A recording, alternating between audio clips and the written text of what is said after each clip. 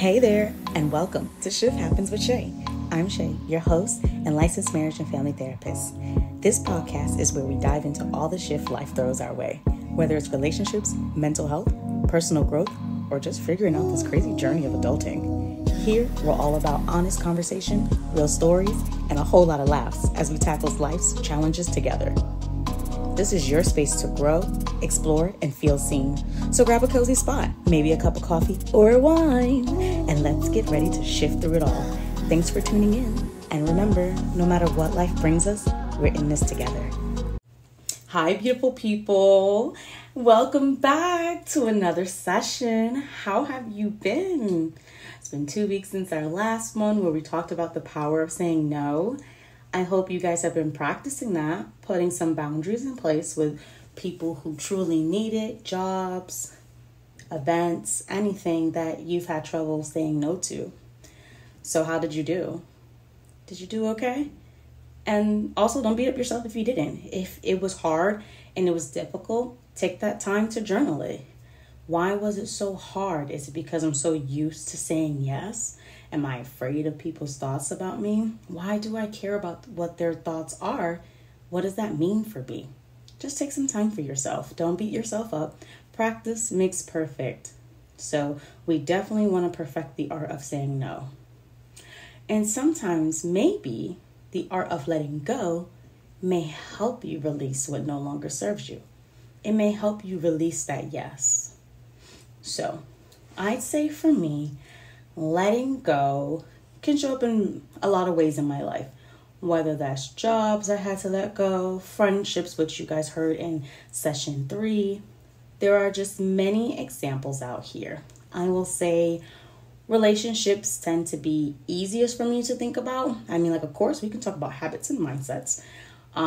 Relationships for me, I'd say personally was my relationship that I had back in 2018.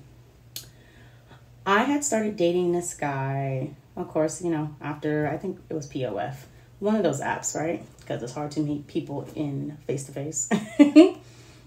And maybe some of my friends listening in, they do remember that time. So 2018, I started talking to this guy, gave it a chance because, hey, at that point, I had been single for about 7 years, maybe. My last official relationship prior to that was 2012. Yeah, it's hard thinking. I'm actually making faces right now, which sidebar, I definitely will start recording myself video wise so it can feel a little bit more personal for us, right? Back from the sidebar. Yeah, it had to be 2012 was my last official relationship. And okay, so about 6 years. Still long as all could be. By the time I got to him, opened up, talked to him for a bit. Great on paper, wonderful personality, sweet person. But things just fell off because we weren't on the same wavelength. And in that relationship, when I start noticing that things were not lining up, kind of like if not making the effort to come see me, I had to always go to him. And don't get me wrong, he actually took care of me anytime I go to his house for the weekend. We go out, he paid for everything, drive everywhere. I didn't have to lift a finger. I did get princess treatment with him. I can give that, okay? But other than that, would not make the effort to come to me to do anything. And when I had certain desires or dreams, my besties know, I've been talking about Thailand since I could remember. Honestly, since me and my Audi got off of our trip from Korea in 2017, it has been a dream. I was Korea was amazing. Visiting Seoul and being a part of the culture, I just knew Thailand had to be the next one. And I remember telling him about it because, he had a weird thing with money. And I don't really have a weird thing with money. I'm, keep things to myself when needed. I'm not telling everybody about my financial business. But when you're in a relationship, financial transparency is important. So I found it really weird that he would hide things that we already had talked about before when it came to money. And like I said, certain desires. So going back to Thailand, I had mentioned to him because I noticed that he had a big check or whatever. I was cool. So that means he would have money for this trip and I would just have to get my money together so that we could go and make things happen. I'd mentioned Thailand and wanting to travel abroad and go to trips, and he just knocked the idea down. Wouldn't entertain it. Didn't even give it a time of day despite knowing how important it was to me. But we would make time to go to baseball games for him. Anybody knows me, I'm not a big fan of Miami. Y'all know I like to stay away from Miami as far away as possible. If you are my sorority sister and you were there from 2013, you know exactly why I like to stay away from that. And that is a story to, I don't know if another day, but I keep it to myself, to be quite honest. Some things don't need to be said out loud, but I don't really have too many fond memories in Miami. But whatever, we compromise, we go down there, go see a baseball game, which I'm not interested in sports, but I learned the game to be a part of it. Or his dream of wanting to buy not a catamaran, what was a platoon? If I remember correctly, it was a platoon. He wanted to get that, and by all means, I get it. It's your money, and that's what you want to do with it. Cool. But I'm just thinking, okay, you came at me saying how expensive it is to go to Thailand, and no offense, it would cost less than you buying your boat for us to go. And that's not even including like me in the cost. So that would have cost way less for us to have an international experience. But always downplay that kind of stuff. Doesn't help that we were also on different political teams. But he was open to being educated, so I'll give him that. But yeah, just anything that I would mention get knocked down. So a lot of things I'm into, wanted to do, he wasn't really into it. So it felt like I couldn't really be my full self with him. And also, he was looking for his ex inside of me, to be quite honest. Wanting a wife, wanting me to move in with him, wanting me to pretty much move my world to go into this house. That he, just to let y'all know, he did buy that with his ex. Whatever. A lot of things in here that are like, And I stayed in that relationship from June to about December. But to be quite honest, guys, after the summer, I pretty much was single in that relationship. And if you know what that feels like, oh, it sucks. It's kind of like, what's the point of being in a relationship? You could just do bad all by yourself. It's after a while when you're just moving on your own. It was times we were going like weeks without seeing each other. And it didn't bother me. I didn't feel upset. I didn't feel like, oh my God, where's my boyfriend? Why is he not reaching out to me as much? I also wasn't reaching out to him as much either. I felt like we were just going with the motion, just going with it. Of course, the I love yous. Let me stop lying. I don't even remember if I even told him I love you. But I stopped really being affectionate and pulling away and noticing that he was doing the same thing. I'd say October, yes, because we went to the Pride Festival and that was so much fun. Yeah, I have pictures from that time. Yeah, we went there and that was fun. Not that he was being like rude or anything there, but I was just like, literally, we've been together since June. It's now October, so 6 to 10 months, 4 months now. This is the only thing you've done that's my interest, besides the surprise birthday party that my friends do together for me, and he did help surprise me. Other than that, literally, this is the only thing that of my interest, something that I enjoy doing that you've been a part of. Crazy. Whatever, played the motions there, held hands, hugged, all that stuff. And I just had an epiphany. Like I said, I noticed it before, but probably in November, I really sat down with myself and was like, why am I in this relationship? What does it offer me? What does it give to me? What am I really looking for here? And I couldn't bring anything back. I had detached from this relationship so long ago. My mind and I would say my heart knew first before my mind got there. I guess my soul, my heart, those realms of me were already gone from here, had detached from this, while my physical was still acting up, just going with emotions. And I realized, what am I doing? It is what it is, but I held off and didn't really say much until he had the audacity to try to break up with me over text. Because he realized things weren't going well. I don't remember the exact text, but it was just something along that lines that I could be happy without him kind of deal, blah, blah, blah. I didn't even entertain the conversation and told him, you're not going to break up with me over text. We're going to have an adult conversation about it. That's just what we're going to do. It's okay if that's we want to split ways, but we're going to do each other the justice and talk about it in person. Because, at that point, I was 27 Yeah, and he's older than me. So I was like, we're not gonna break up over text. Absolutely not. I value myself. So anyways, went over to his house, started taking stuff apart, taking my stuff, doing all that stuff. And he gets very emotional. Like I told you guys, I had already in my soul, my spirit, my heart is already gone. I'm just like, what is going on here? Well, he cries about how, whatever, I'm a nice person, I'm great, I'm such a sweet person, this, that, and the third, and that he feels bad for hurting me. Crazy is that I wasn't hurt, and he felt guilty as if probably he knew deep down he was leading me on because I'm not his ex. I had let go and told him, and it's okay. I realized a while ago, this epiphany I had in November, I am not the girl you're going to move the mountains for. I get that. I'm not her. You're not going to turn over the world for me. You're not going to reach the stars for me. I'm not the one you're going to do all this for. And I understand that. And that's why we're here. We're leaving each other, and we're doing it the right way by being in each other's face and talking it through. I had to counsel my ex through his feelings as for our breakup. Crazy stuff, right? Yeah, I had to help him kind of move through that. And, you know, it is what it is. But I had to help him move through that. And that was an important lesson for me. Understanding that some things are not meant for me. No matter how great on paper they look. No matter if there is a tinge of fear of being alone. Even if it meant that I wouldn't see my next, relationship for the next 6-7 years.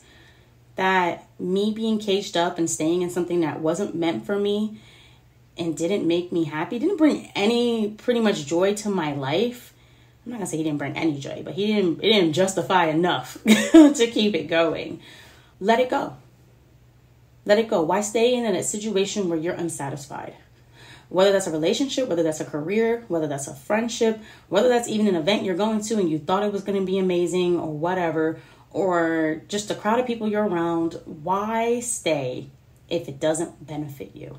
If it doesn't empower you, if it doesn't help you grow, if it doesn't give you peace? It's important to be aligned with yourself. When you are disconnected, you're doing a disservice to yourself. You're impacting your relationship with yourself, and you should value that the most because self-love is important. So it's important for us. If I want to grow and I want to have a peace of mind in my heart too, I got to let go of things that don't serve me. When I broke up with him, or we broke up, I felt so relieved. I never felt that in a breakup before. Relief. Like a burden. This heavy weight was lifted off of me. I lived my best life and then went to New Orleans probably like in January for a wedding. And I felt so good about it. Like I wasn't really hurting. And some friends were like, what the heck? Others were like, yes, finally. I remember my cacique was like, oh my God, that's okay. Good thing. I thought because he didn't fit the kind of guy you said you'd be into or that would be for you. And she mentioned because he wasn't Asian. I love my cacique. News alert, if you do know me, my boyfriend is Asian. Right now. So I thought that was really funny. But other people could see outside of that, he wasn't for me. Though I was smiling a bit, though I was having fun here and there, and though he was a nice person, not for me. Sometimes you learn it a little later on. But when you hear it for yourself, listen to yourself. Your voice, your words, your thoughts, your feelings, they're important. Follow through and listen to you. Okay? So I know we struggle with letting go.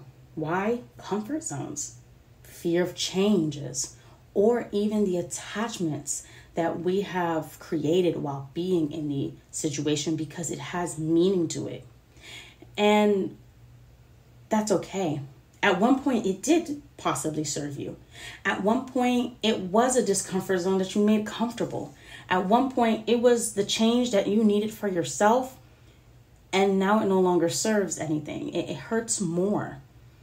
So, like friendships, as I mentioned in session 3, my long 10-year friendship, 10 plus years friendship, I held on just out of no fear of change, but I had an attachment. I based it off the good times we already had. I based it off good memories, words that she had said that was encouraging, how she showed up for me when we were having our good times. And it was comfortable. I didn't really have to do anything. I already knew what this was. I knew how she moved. I knew how she talked. I knew her thought process. I knew it all. I knew it. I'm comfortable here, so whatever. I know what to expect. But when we got to let go, we don't know what to expect to a degree. I get that. Even jobs. This is what I know. I've been doing this for so long. I hear that. I worked as a medical assistant for 6 years. And I was comfortable. I made the SOPs. I rocked that job. I knew what I was doing. Became a supervisor within, I think, 2-3 years of me being there. Yeah, 2 years. Me being there, was a supervisor, did the VIP accounts. You couldn't tell me nothing. I was the book. If y'all couldn't find the answer, I definitely would have. But it wasn't for me. Could I have done that job for the rest of my life? Maybe with a different leadership team. But yeah, I probably could because I did enjoy what I did. But it wasn't serving me any growth. I was not growing and I did not have a peace of mind. I would have grown resentful. Let go. Because there are worse things to fear than change. Resentment, shame, guilt, disappointing yourself. Fear that more. Not anybody else. The fear of disappointing you and not giving yourself the chance because you don't think you deserve it. Fear that. That's something to truly be wary of because you always are worthy of taking a risk for. As I mentioned, it has an emotional toll on us when we hold on to things that drain us. I know while I'm talking about this, you have already thought about that situation, friendship, relationship, co-parenting situation, family members, just you thought about that person or that situation that brings you dread. It is mentally exhausting. Some of you probably even nodded your heads, already thinking about it. Oh, yep, yeah, I really do need to let that go.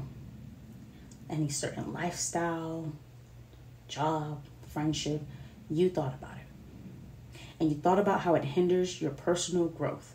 It takes more from you than it gives. Aren't you tired of being tired? Aren't you tired of rolling your eyes when you see that person's text or phone call come through? Or maybe instead of rolling your eyes, the dread, like you feel a pit in your stomach with anxiety of having to even deal with this. Don't you want to relieve yourself of that? You deserve that. You deserve peace. Our body deserves peace. Our mind deserves peace. Your heart deserves peace. We don't deserve to be going through flips and mental gymnastics, really, to just get through the day because of a certain event. I do understand that there are some places and some things that are hard to leave. Whether that is the home, because you have to be with that person because this is what you could afford. Or you have to keep that job you hate so much that takes from you because it pays a lot and it helps you with your bills. It gives you flexibility. But is it really flexible if you're compromising yourself? Because there's a difference. There are times you know when to let go. Emotional burnout, as I talked about. That dread, that resentment, that anger, hopelessness, worthlessness. The future feels bleak. You lack joy. And the big one, it does not align with your values. If it doesn't align with who you are as a person, let it go. When you do things that align with what you believe in, what you love, what you want to do, you will see it benefits you. You will flourish and you will grow and you will blossom. You will transform to your next step. It will have its challenges, but it won't drain you. It won't steal from you. And I mention challenges because, yeah, they're both going to have challenges. but one of them is going to serve you for the good, while the other one will be your demise. Why stay in something or with someone that will cause you demise, that is here to just take and destroy from you? Why? You don't deserve that. So I know it's hard. I'm not telling you to make any decisions right now while we're on this, let's say call. While we're in this session, I'm not telling you to make any decisions. I just want you to reflect. Give yourself the chance to think it through. Identify areas in your life where you may need to release something. How does this person serve my life? How does this friendship help me? What have I given to this situation? What a part of myself have I offered and seen in return? How is this helping me to my next steps, goals? What does this do for me? What is the purpose of this event, place, person, situation? What is the reason? Why do I stay? Write that out. Why do I stay? And don't judge yourself. Even if you think it's cringe, the reason you're staying. Remember, we write and explore with curiosity, not judgment. Don't judge yourself. There's enough people in this crazy world to do it for you. Don't be another critical voice. Curiosity and compassion. Why do you truly stay with the person you're with, the situation, the job, whatever it may be? Why do you stay in there? And when you find out that why, go deeper. I stay in it because da-da-da-da. But what would it mean if I did leave that? What am I afraid will happen? What do I think will happen? What do I think of myself? Because you may find that maybe you don't believe that you can do better without this situation. Or that you can do better than the situation. Dig deeper. And know that letting go is a process. It's not a one-time event. Because in relationships, even for the example I put in that relationship, I had let go at times and not even known it. Every step, every month, every time my desires or dreams were put down or whatnot, I was letting go. Not shutting down, just letting go, stepping back, distancing myself. And the same thing for anything else you will. I have tried to leave that job of 6 years multiple times.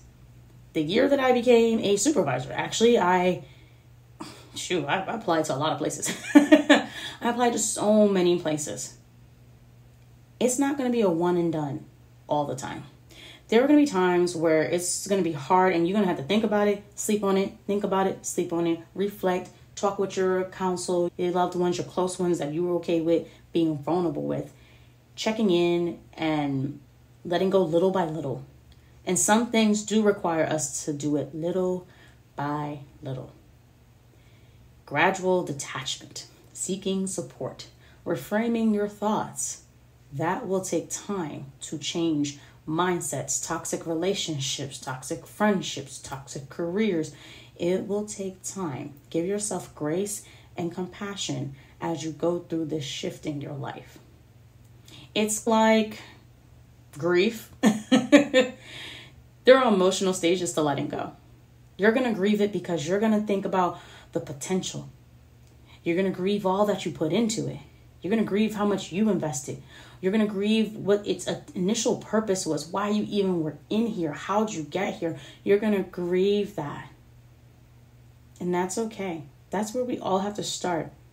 Letting go and being just grief. Be sad, be upset, be disappointed, be hurt. In this moment, give yourself that space. Then eventually you will get to acceptance that, man, I know this is not for me. I understand. It's not for me. And I get it. And then the more you come to terms with that acceptance, the more you had allowed yourself to grieve and let go and bury the attachment you had to this person or event or place, or even your identity, that you may have put here, you will reach freedom. You will flourish. You will be liberated. Take your time. This is not a step 1, 2, 3. You may have gotten acceptance and knowing that it's not for you, but you didn't take the time to grieve it. You may already know the freedom it will get, but you didn't take the time to really accept that you do deserve that freedom. This can go in many different ways. Don't judge yourself. We all have different ways that we handle things. And that's okay. Be different. Be you. Do what works for you. But allow yourself to grieve, accept, and know that you are worthy of freedom. So, do you think you can do it? Do you think you can walk away from that person or that situation or that job? I want you to know that you are so worthy. You are so deserving of so much more. Don't let this person or this situation make you think that you can't do it without it. You're so capable. You are resilient. You will overcome. You always do. And if you can't remember off the top, give yourself time to jot down things you have overcome. Times where you have pivoted and it has worked out. And even the times when you pivoted and it didn't work out, how did you get through? You're so capable, beautiful. You are. So take that time to believe in yourself. Remind yourself who you are. You can get through this. It will take time, and that's okay. Time letting go is different than time wasting away with people or situations that no longer serve you. Do not choose others again. Out of comfort, fear, choose you. You deserve and you're worthy of being chosen. This is another way to choose yourself, to love yourself, to establish boundaries, to say no. I am no longer compromising me. I am no longer taking this situation on. I'm no longer going to lose me in it. I'm no longer going to say yes to it. No. No is a full sentence. No. I don't want this for me anymore, Shay. I deserve more. Yes, you do. Yes, you do. And I will root you on for that more. I will always root you on. Push. You got this. I promise you do. So take your small steps to releasing what no longer serves you. You really have this. And if you have a story or you want to chat with me, reach out, or you need some debriefing, I get that. I hear you. Send me a DM. You can also find me on LinkedIn if you want.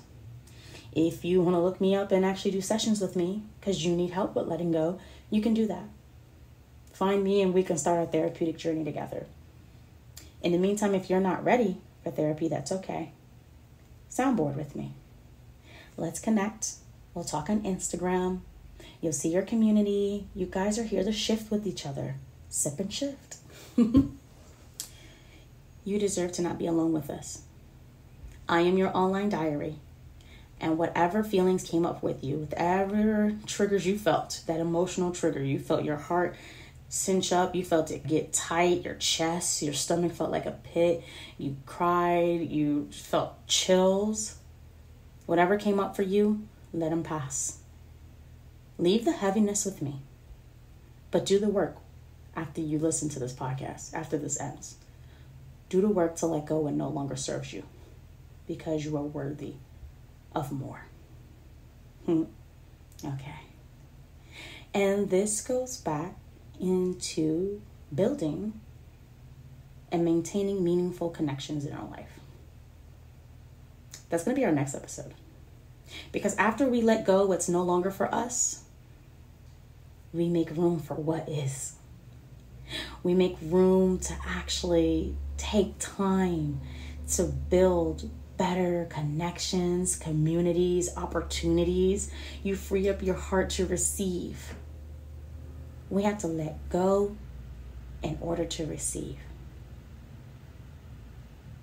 So join me in our next episode or our next session. We're going to dive back in a little bit more to friendships and adulthood, because we're going to learn how to build and maintain meaningful connections.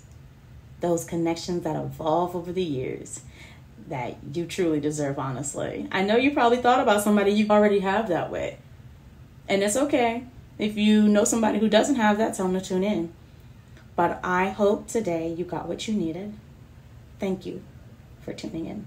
Thank you for allowing me to be vulnerable with you in my stories, and you be vulnerable with me. Thank you for being vulnerable with me. So I adore you guys. Thank you for your time and your support. I will be eventually reopening my shop again. Look out for my new name. I am doing some rebranding, not what Shift Happens with Shay, but for those of you who know my other page as Road to Snatch. I'm having some new changes over there, so get excited as I go through another shift in my life, as I transform to another stage. So say bye-bye to Road to Snatch, but get excited for what's up next, because it's going to align with where we're at. And also, I'll be able to provide you guys some things that you can take home. I know my podcasts are great, but sometimes you want something tangible, and we want to make your space feel beautiful. That's just a little teaser there. Get ready for that. Hold on to that. But again, thank you guys so much for being here with me. I appreciate you all. You are amazing. You are amazing. So I'll see you for our next session, okay? You can find me on Instagram at Shift Happens with Shay. You can also email me if you have any questions, or maybe you want to collaborate with me and you have a topic and you want to join me and share with the rest of the world. You can email me at shifthappenswithshay@gmail.com. Let's talk. Let's get to know each other. If you're interested and want me to speak somewhere to your followers or your people and they need to hear a little Shay, send those inquiries still there to shifthappenswithshay@gmail.com. But yes, everybody, find me. You can link up with me and think hard on those questions I mentioned. I'll post about it on the Instagram. Talk down there, collaborate with me. Let's share some thoughts. And I can't wait to see you for your next session. You're doing great. Keep doing the work. This is only just part of it. Love you guys. See you again. Mwah.